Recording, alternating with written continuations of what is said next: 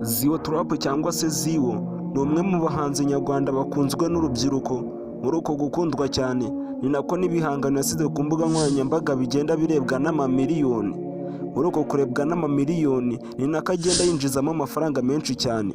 Uyu munsi by'umwihariko tugiye kureba amafaranga uyu Ziwo Trap ahembwa na YouTube buri kwezi na buri mwaka. Uyu Ziwo Trap yafunguye YouTube channel mu mwaka 2021, amaze gushyiraho video 45. Izo video 45 zamuhesheje abamukurikira bangana n'ibihumbi 96,800. Uyu Ziwo kuva yafungura YouTube channel kugeza uyu munsi amaze kurebwa inshuro miliyoni 5.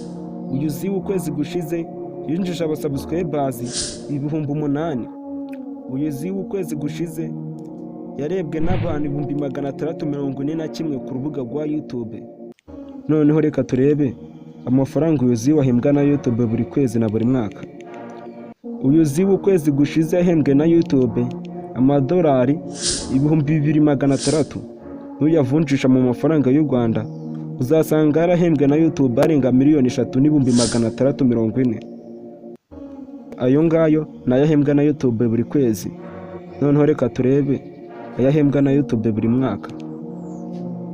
Uyu Ziwo umwaka ushize yahembwe na YouTube amadolari 30,800. Nuyavunjisha mu mafaranga y'u Rwanda uzasanga umwaka ushize uyu Ziwo Trap yahembwe na YouTube amafaranga y'u Rwanda miliyoni 43,120. Ni amafaranga menshi cyane uyu Ziwo Trap ahembwa na YouTube. Iki kiganiro nimba cyagushimishije uze gusiga udutima muri comment. Nimba ukunda Ziwo Trap uze gusiga udutima muri comment. Iyi ni Jean Paul TV Show. Bye bye, ndabakunda cyane.